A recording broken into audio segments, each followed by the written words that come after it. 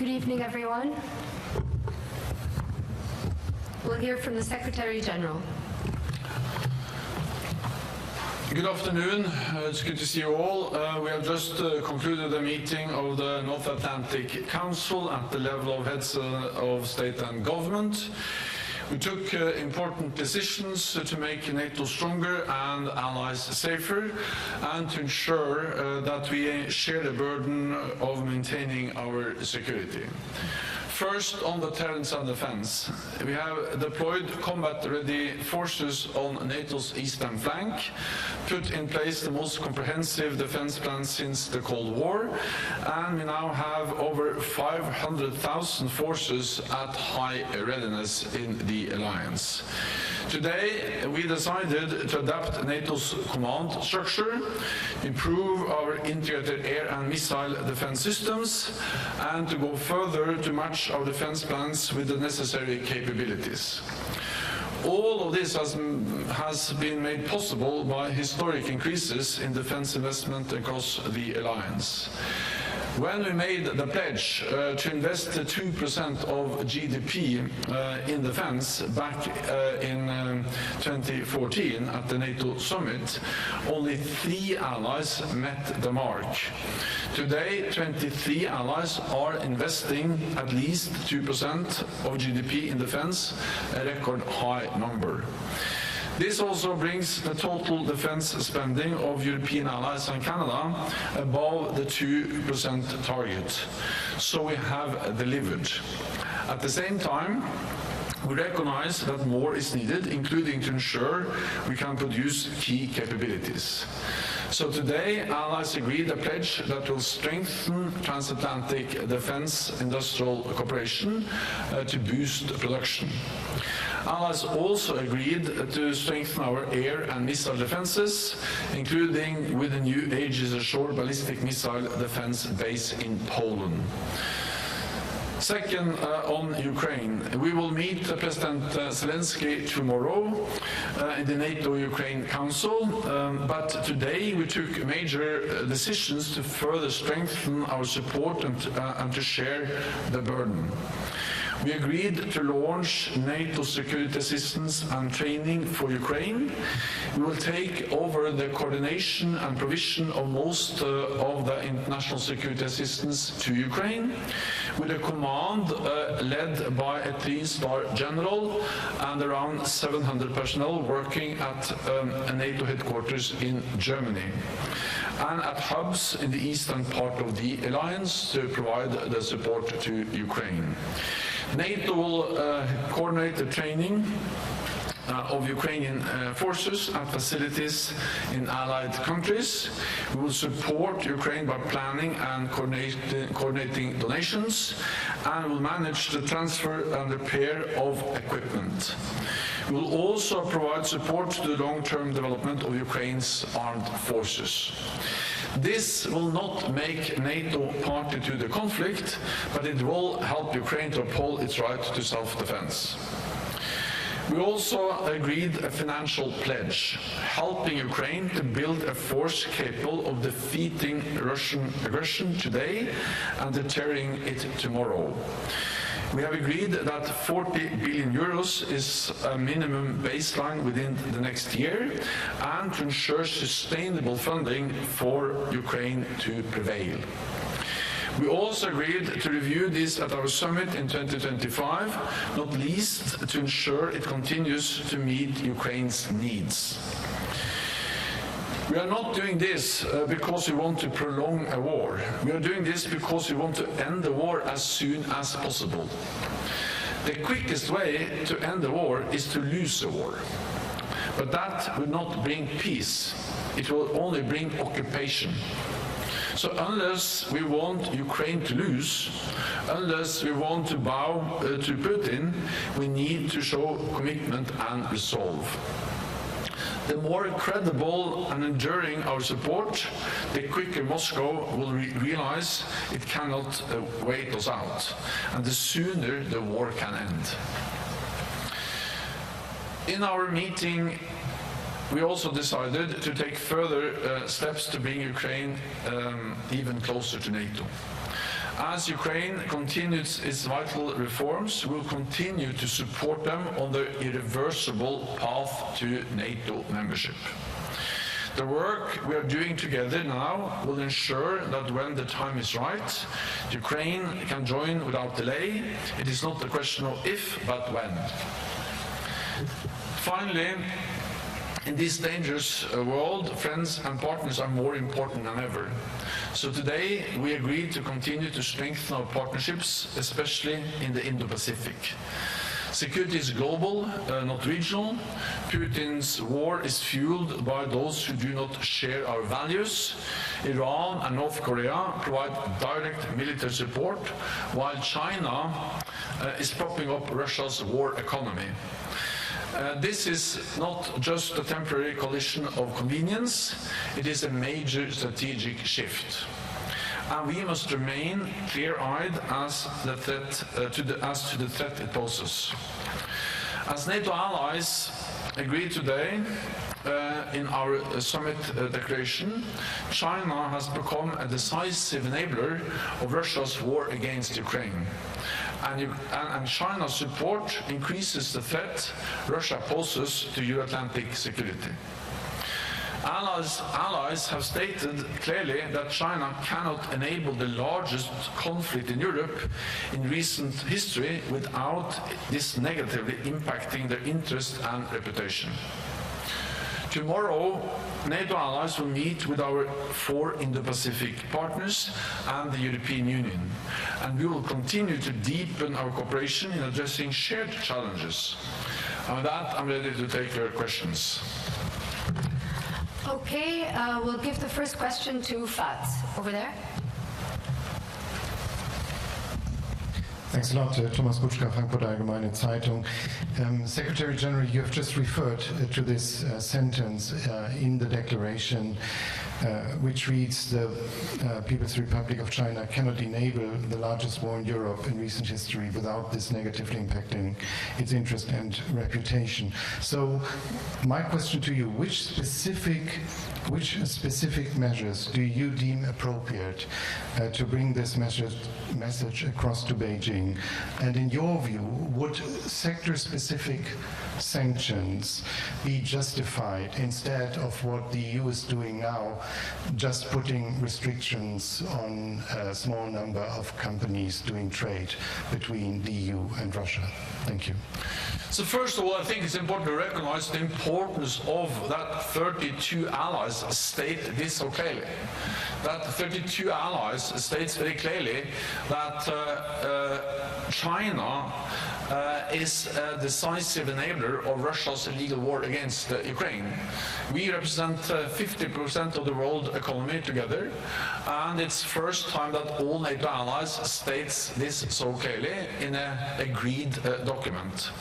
Second, of course, it puts the focus on China as an important enabler of Russia's war. China provides dual-use equipment, microelectronics, a lot of other tools which are enabling Russia to build the missiles, to build the bombs, to build the aircraft, to build the weapons they are using to attack Ukraine. And the fact that this is now clearly stated, agreed by all NATO allies is an important message to China. And then, of course, we also then state that it cannot continue like this without this impacting the interests and the reputation of China. Of course, at the end of the day, this will be for individual allies to make decisions, but I think the message sent from NATO from this summit is very strong and very clear, and we are clearly defining China's responsibility when it comes to enabling Russia's war aggression against Ukraine. Okay, thank you. I'll go to NBC.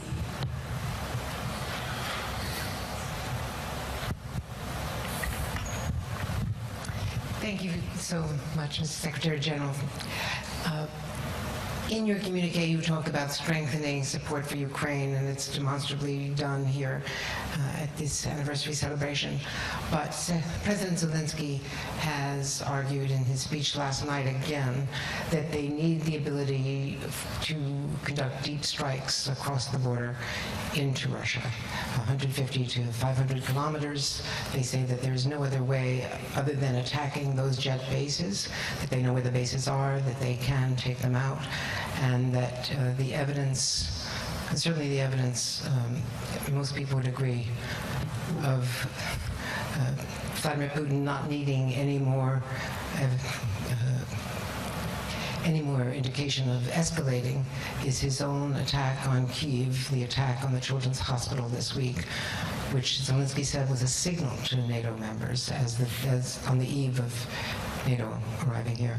And I also wanted to ask you about, in light of the importance of Ukraine to NATO, what concerns do you and other members have?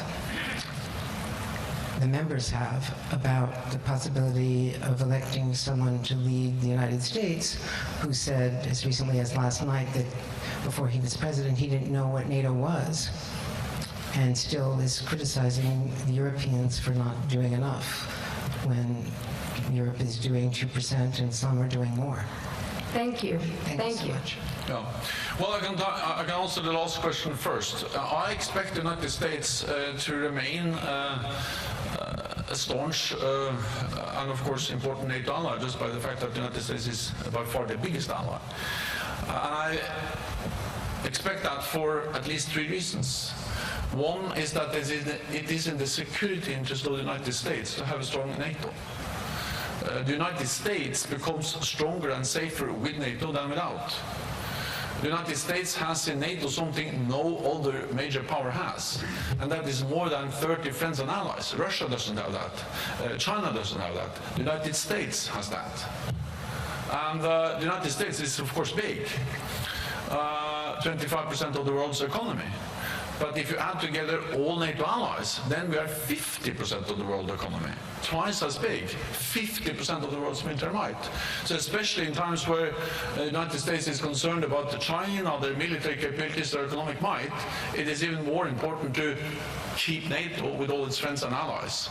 So that's the first reason. I strongly believe that countries acting according to their interests, and it is the US security interest to keep NATO. A strong NATO is good for Europe, but it's also very good for the United States. The only time we invoked Article 5 was after an attack on the United States. The second reason why I expect that the United States will remain a loyal ally is that there is broad bipartisan support to NATO.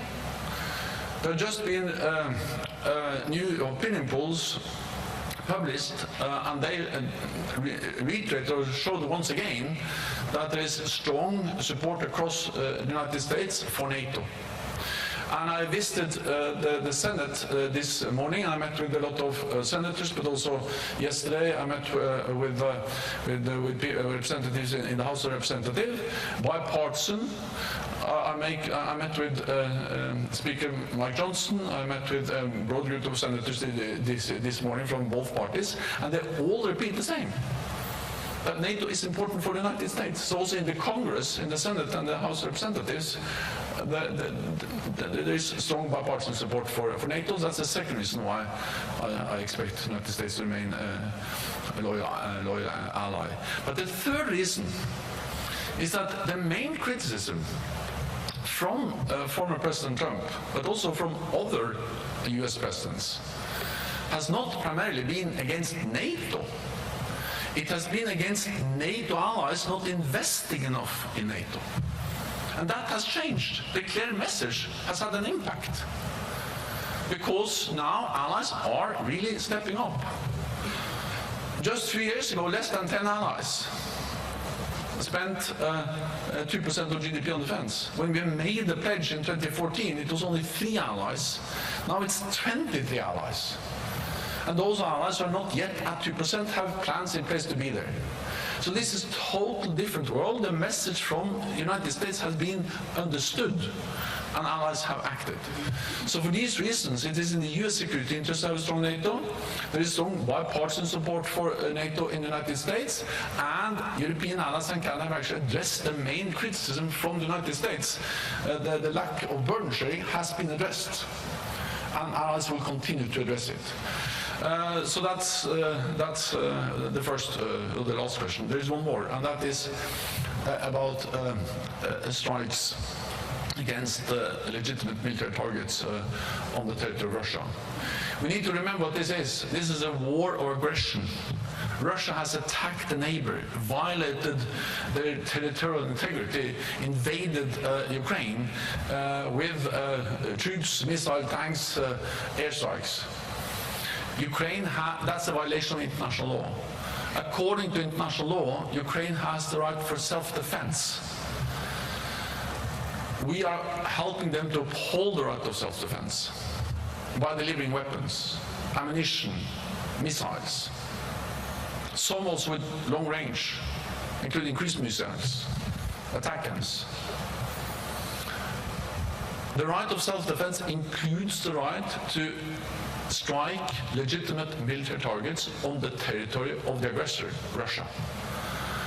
And allies have imposed different kinds of restrictions. Some have no restrictions at all, but the reality is that allies have provided Ukraine with the weapons and also enabled Ukraine to also strike targets on the territory of Russia. The restrictions varies, but there are allies who are open up for that. And I think the United States should speak on behalf of the United States, but I think it's well known that there have been some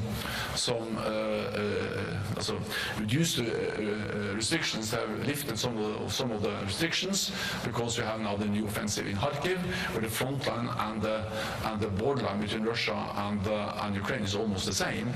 Of course, until now, most of the fighting took place on Ukrainian territory. So then to hit beyond the front line was to actually hit Ukrainian territory. But now, when you have the new front in Kharkiv, the only way to hit actually artillery or airfields which are conducting almost daily attacks against Ukrainian territory is to actually hit them at the territory of Russia, and allies have made that possible. Thank you. I'll go to Voice of America. Carla, over there. Thank you, Mr. Secretary General. Carla Babb, Voice of America. First, to follow up on my colleague, you had said that the communique's wording on China is an important message for China to hear, but is it a strong enough message to deter China from continuing to support Russia? And then on the INSATU that you've been announcing, can you tell us who will be the three-star general in charge of the NATO security assistance and training for Ukraine? And when will that mission in Wiesbaden, Germany begin? Thank you.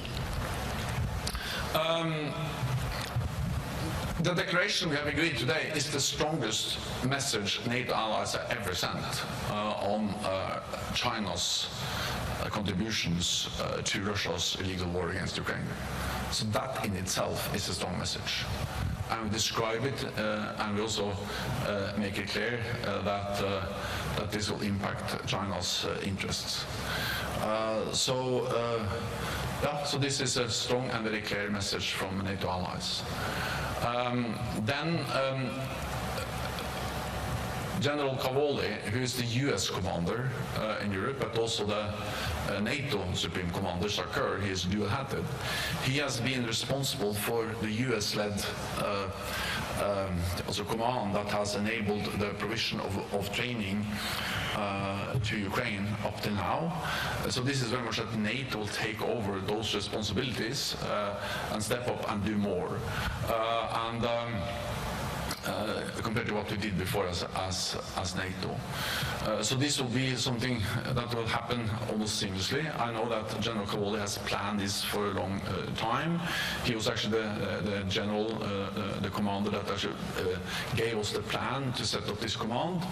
I'm not able to tell you exactly now when, but this will happen soon, and we are very well prepared to take over responsibility for the activities in Wiesbaden and also at the hubs. I'm also careful naming a special, so there will be 3-star general, and also that is in process. Okay, thank you. I'll go to Jordan News Agency.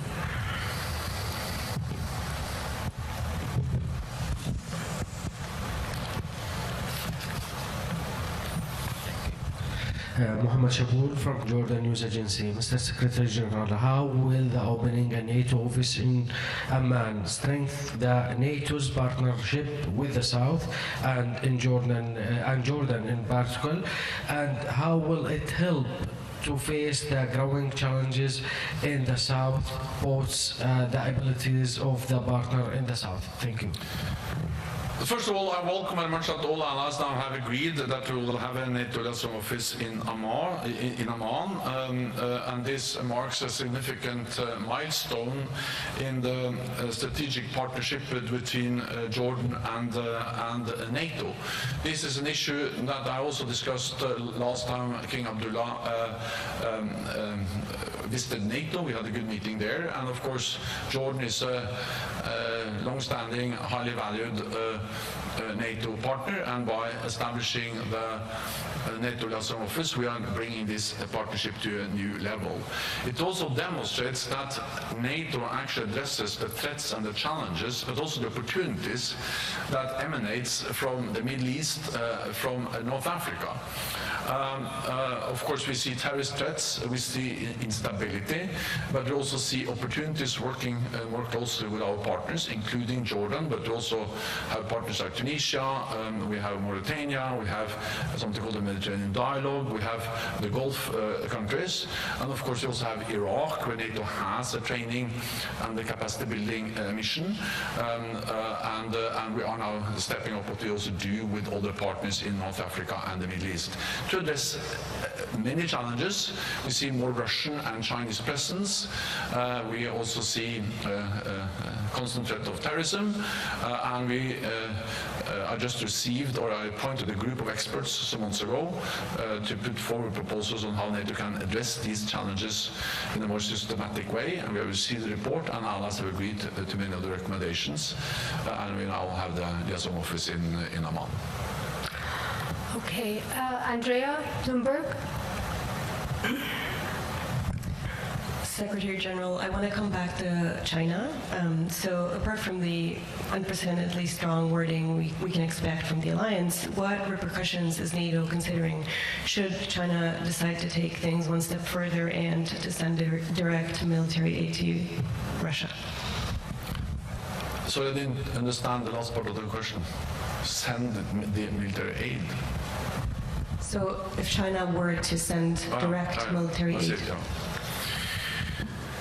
Well, that will make the whole thing much more serious, but the challenge now is that the difference between sending military weapons and doing what China already does is not that big, because they provide the tools, the equipment, the technology, the microprocessors, the microelectronics that Russia needs to put together these weapons systems.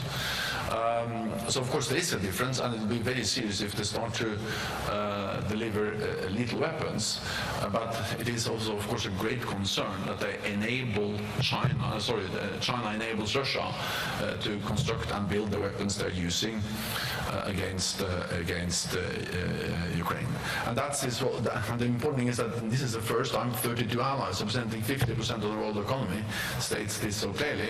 Then NATO is not an organization that in a way imposes economic sanctions. That's for allies and EU and other institutions to do, but we represent now 32 nations which are stating this so clearly, and also the fact that it will impact China's interests if this continues.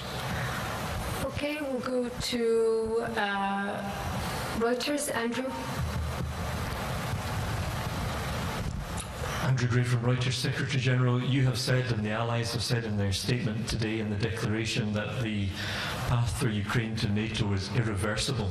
Can you explain how and why it's irreversible? Surely if a country goes back on reforms, reneges on commitments, by definition it is going backwards, it is reversing its path. That's not to say that's what Ukraine is doing now, but surely you can't rule it out in the future. So in what sense is it irreversible? In the way that this is a strong message from NATO allies that we really want Ukraine to join and that we are working with Ukraine to make that happen.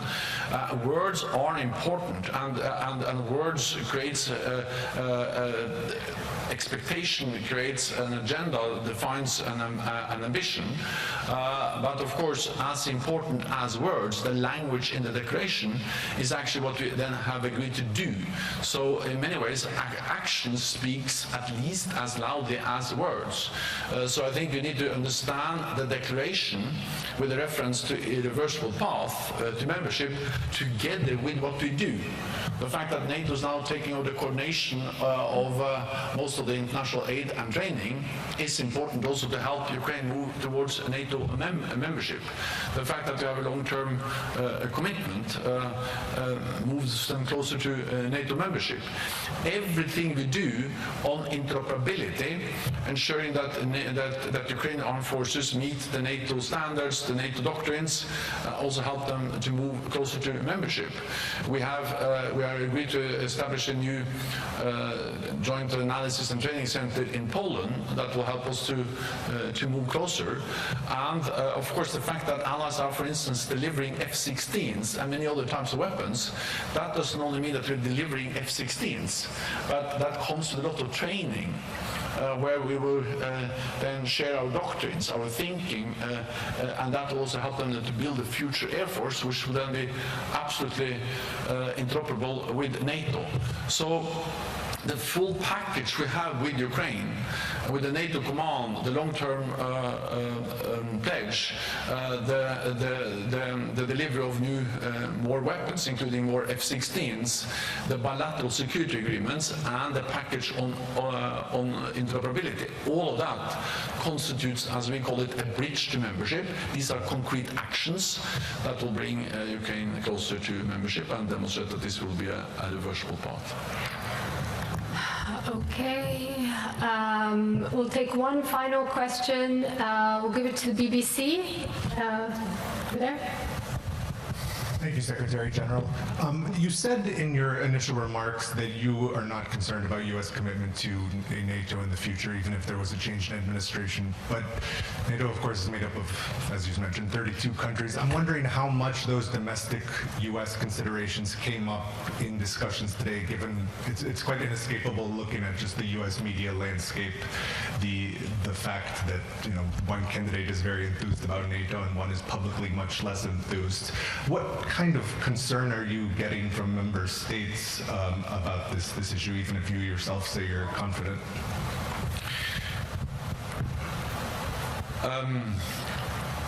NATO is the most successful alliance in history because we have been able to stay out of domestic political debates.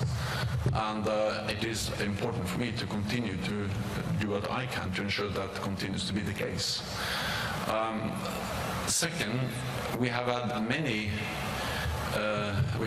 examples of concerns about elections that will lead to reduced support for NATO. I just read an article about when you had a new government in Portugal in 1975, after years of dictatorship. There were a lot of concern across the lines that this new government will not support NATO. It turned out to be a very strong supporter of NATO, the new government. We had some left parties entering into government in Europe in the 70s and 80s. Again, a lot of concern, but they turned out to be very supportive of NATO. When I formed my second government in 2005, that was a coalition government with the Left Socialist Party of Norway. Concerns about that my government was not reliable when it comes to NATO. It was a very reliable government on NATO issues, and it bought a lot of F-35s.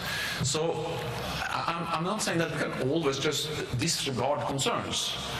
And if you can listen to the speech I gave yesterday, and the main message in that speech is that NATO is not a given in 49, it is not a given now, and it's not a given in the future. But I expect NATO to continue as the strongest and most successful alliance in history because it is in the interest of us to stay together. And the more dangerous the world is, the more obvious it is that we need NATO. So the paradox is in a way that since we now live in a more dangerous world, I'm actually even more strong in my conviction that we can expect that this alliance will continue. It's a bit like a marriage. You have to in a way commit every day. But it has proven extremely reliable, this alliance, because it is really in the interest of all allies to stand together, and that also applies for the United States. Because the United States is stronger and safer with NATO.